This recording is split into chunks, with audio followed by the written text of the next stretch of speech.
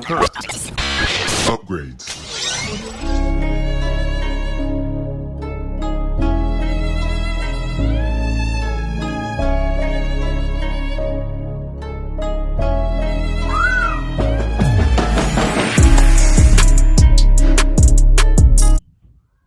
Hey, it's Jorge from TeamJVS, giving you a quick exclusive review of the movie All the World is Sleeping. This is a drama that basically the synopsis of it is fighting for her life and the one she loves. A mother in New Mexico sinks deeper into addiction while struggling to surface for her daughter. This movie was actually it was very well done. This does release today, March 17th. But it was pretty fascinating. The movie basically based around this one character named Chima, and kind of her downward spiral with addiction, and kind of it's almost like a generational issue that she's fighting. Like when she was younger, I guess she basically grew up obviously with her mother, but she had a really close relationship with her uncle. It was either her uncle or her grandfather, I forgot.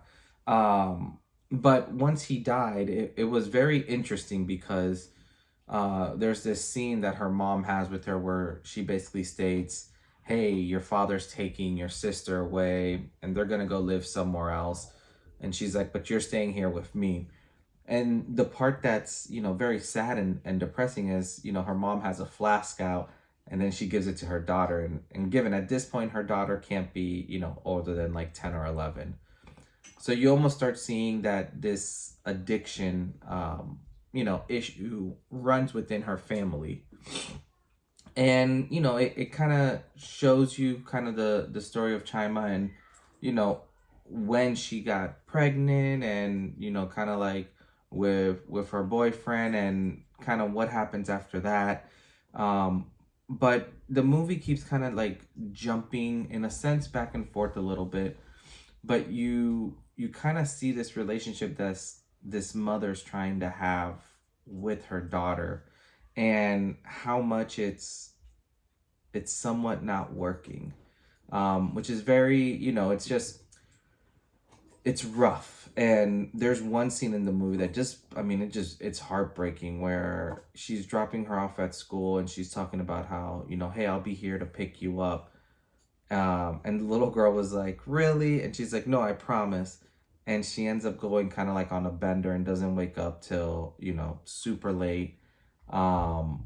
Which is just like heartbreaking when you kind of start seeing how these drugs are kind of overtaking her life, and it's a very unique story. It's not your typical I'm getting over addiction, or I'm trying to get over addiction story. Like it was done very well.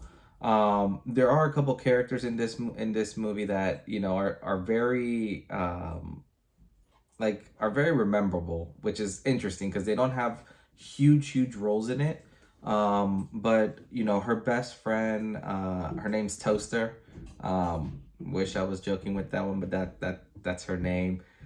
She's played by Cruz, and her character just has this charisma and this swag to her that I really enjoyed, and it really drew me, kind of into her. The other one is, a gentleman in one of the centers called Nick.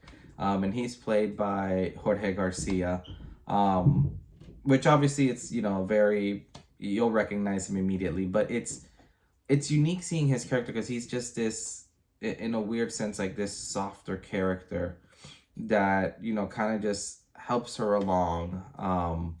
But overall, this movie is really good. It shows, the lengths that a mother would go to be with her daughter and to acknowledge her daughter and just kind of be present, which I think that's the hardest part throughout her whole, like almost like her whole life, because um she's basically battling this addiction while yet wanting to be the best, mom that she can be. um and it's very, like, there's some scenes that are just heartbreaking. Like the birthday scene is like, it's just rough to see. But overall, I think this was a really well done movie. It wasn't your typical, like I said, it's not your typical like addict trying to kick it movie or anything like that. Like it brought really neat elements to it, which I appreciated. And the way that they did some of the flashbacks, it was done very well. And you kind of understand all the trauma that she's been going through her whole life, and how she kind of ended up where she's at. But you also see how she's trying to break that as well, which is, extremely nice. But overall, I was pleasantly surprised with this one. If I had to give it a ranking, overall, I would say I'd probably give this like, like a 7 out of 10. 6.5, 7 out of 10. This was good. It definitely is one to, definitely watch.